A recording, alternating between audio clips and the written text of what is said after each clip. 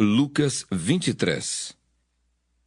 E levantando-se toda a multidão deles, o levaram a Pilatos, e começaram a acusá-lo, dizendo: Havemos achado este pervertendo a nossa nação, proibindo dar o tributo a César, e dizendo que ele mesmo é Cristo, o rei. E Pilatos perguntou-lhe, dizendo: Tu és o rei dos judeus? E ele respondendo, disse-lhe: Tu o dizes. E disse Pilatos aos principais dos sacerdotes e à multidão: Não acho culpa alguma neste homem. Mas eles insistiam cada vez mais, dizendo: Alvoroça o povo, ensinando por toda a Judéia, começando desde a Galiléia até aqui. Então Pilatos, ouvindo falar da Galiléia, perguntou se aquele homem era galileu. E sabendo que era da jurisdição de Herodes, remeteu-o a Herodes, que também naqueles dias estava em Jerusalém. E Herodes, quando viu a Jesus, alegrou-se muito, porque havia muito que desejava vê-lo, por ter ouvido dele muitas coisas, e esperava que lhe veria fazer algum sinal. E interrogava-o com muitas palavras, mas ele nada lhe respondia. E estavam os principais dos sacerdotes e os escribas acusando-o com grande veemência.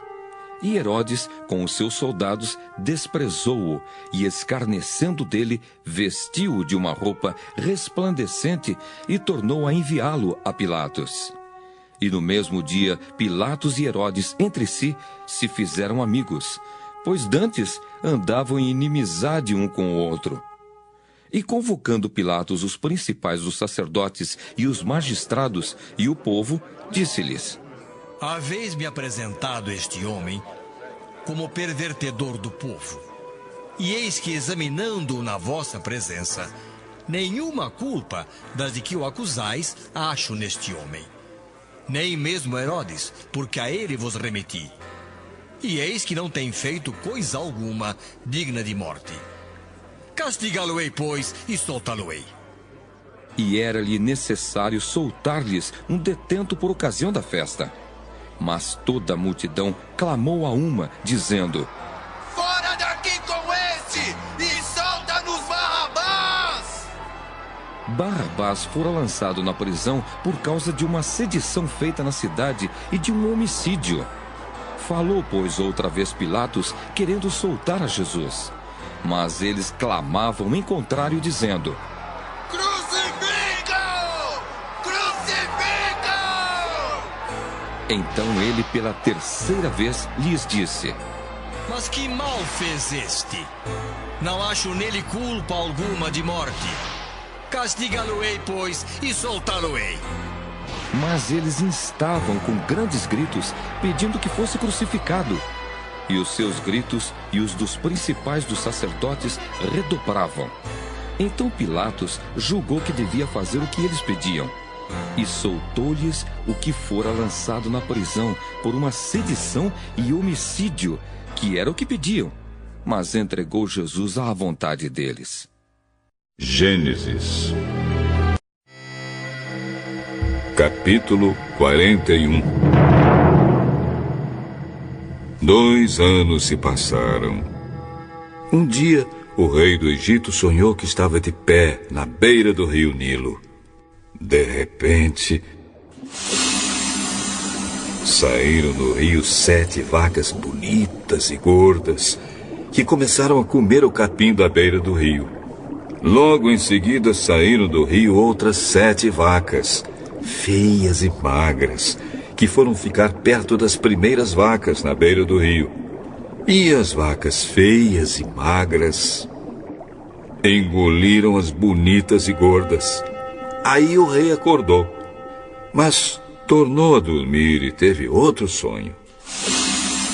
Desta vez ele viu 7 espigas de trigo que saíam de um mesmo pé. Elas eram boas e cheias de grãos.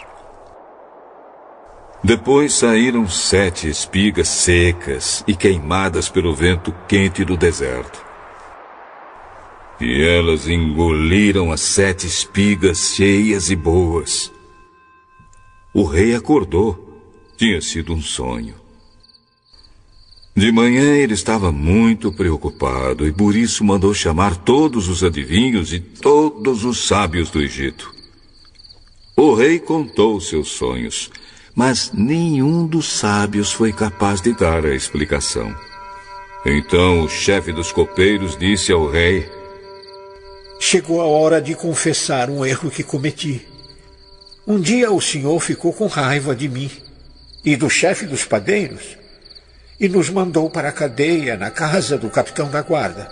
Certa noite cada um de nós teve um sonho. E cada sonho queria dizer uma coisa. Lá na cadeia estava com a gente um moço hebreu que era escravo do capitão da guarda. Contamos a esse moço os nossos sonhos e ele explicou o que queriam dizer. E tudo deu certo, exatamente como ele havia falado. Eu voltei para o meu serviço e o padeiro foi enforcado. Então o rei mandou chamar José e foram depressa tirá-lo da cadeia. Ele fez a barba, trocou de roupa e se apresentou ao rei. Então o rei disse: eu tive um sonho que ninguém conseguiu explicar. Ouvi dizer que você é capaz de explicar sonhos. Isso não depende de mim. É Deus quem vai dar uma resposta para o bem do senhor, ó rei. Sonhei que estava de pé na beira do rio Nilo. De repente saíram do rio 7 vacas bonitas e gordas que começaram a comer o capim da beira do rio. Depois saíram do rio outras 7 vacas, mas estas eram feias e magras. Ora, em toda a minha vida eu nunca vi no Egito vacas tão feias como aquelas. E as vacas feias e magras engoliram as bonitas e gordas. Mas nem dava para notar isso, pois elas continuavam tão feias como antes. Então eu acordei. Depois tive outro sonho. Eu vi 7 espigas de trigo boas e cheias de grãos, as quais saíam de um mesmo pé. Depois saíram 7 espigas secas e queimadas pelo vento quente do deserto. E elas engoliram as 7 espigas cheias e boas. E eu contei os sonhos aos adivinhos, mas nenhum deles foi capaz de explicá-los.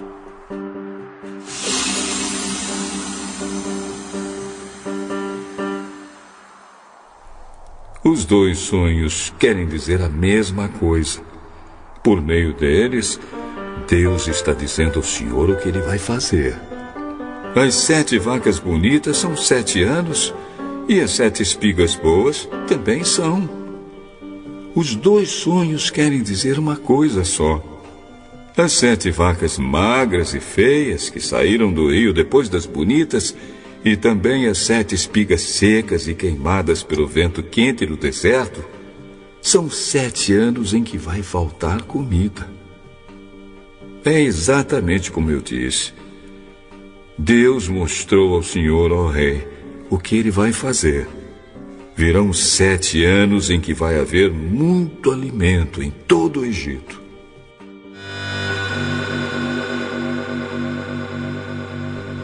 Depois virão 7 anos de fome. E a fome será tão terrível que ninguém se lembrará do tempo em que houve muito alimento no Egito. A repetição do sonho quer dizer que Deus resolveu fazer isso e vai fazer logo.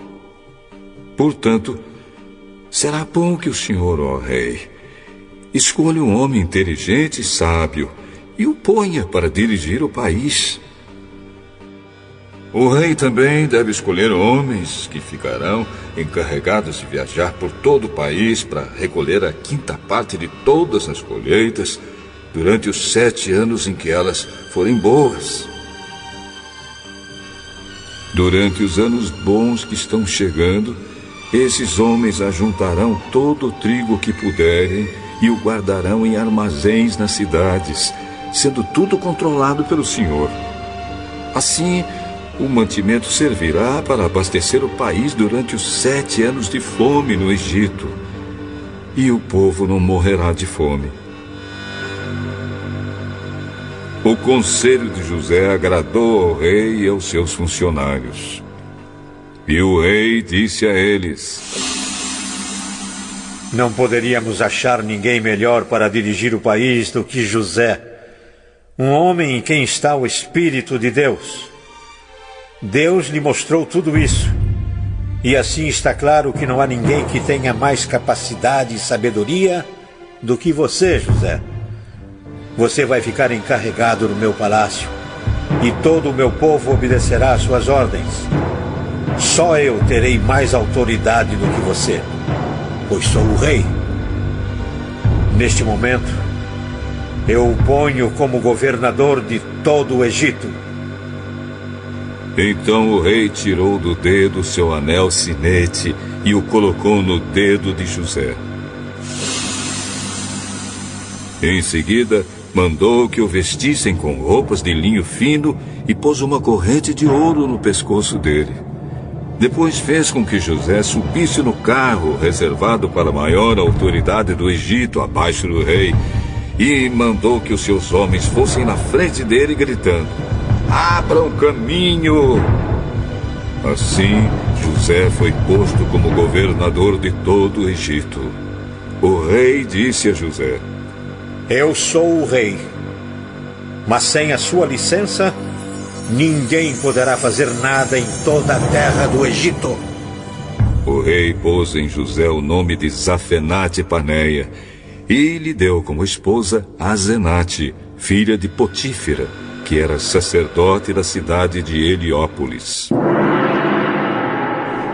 José tinha 30 anos quando entrou para o serviço do rei do Egito.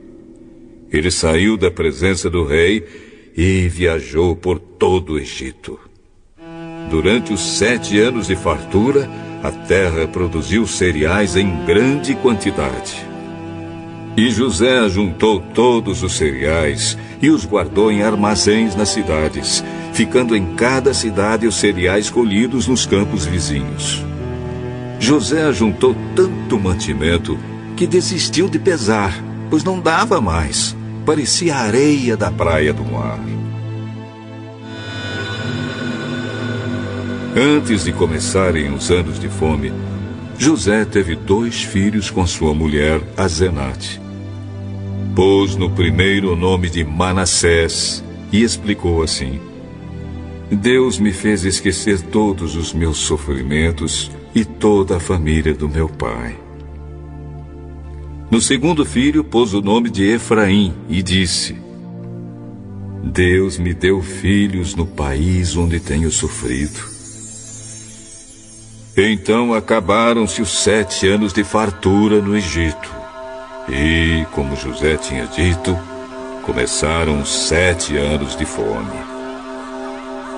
Nos outros países o povo passava fome, mas em todo o Egito havia o que comer. Quando os egípcios começaram a passar fome, foram pedir alimentos ao rei.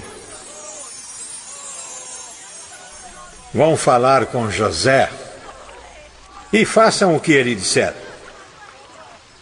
Quando a fome aumentou no país inteiro, José abriu todos os armazéns e começou a vender cereais aos egípcios.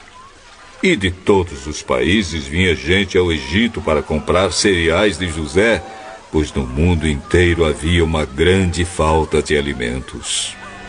O livro dos Salmos, capítulo 32.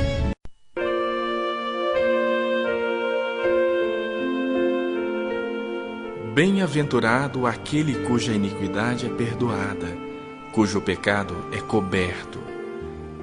Bem-aventurado o homem a quem o Senhor não atribui iniquidade e em cujo espírito não há dolo.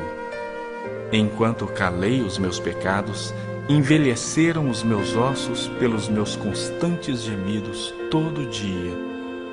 Porque a tua mão pesava dia e noite sobre mim, e o meu vigor se tornou em sequidão de estio. Confessei-te o meu pecado, e a minha iniquidade não mais ocultei. Disse: confessarei ao Senhor as minhas transgressões, e tu perdoaste a iniquidade do meu pecado. Sendo assim, todo homem piedoso te fará súplicas em tempo de poder encontrar-te. Com efeito, quando transbordarem muitas águas, não o atingirão. Tu és o meu esconderijo. Tu me preservas da tribulação e me cercas de alegres cantos de livramento. Instruir-te-ei e te ensinarei o caminho que deves seguir, e sob as minhas vistas te darei conselho. Não sejas como o cavalo ou a mula sem entendimento, os quais com freios e cabrestos são dominados. De outra sorte, não te obedecem. Muito sofrimento terá de curtir o ímpio, mas o que confia no Senhor, a misericórdia o assistirá. Alegrai-vos no Senhor e regozijai-vos, ó justos. Exultai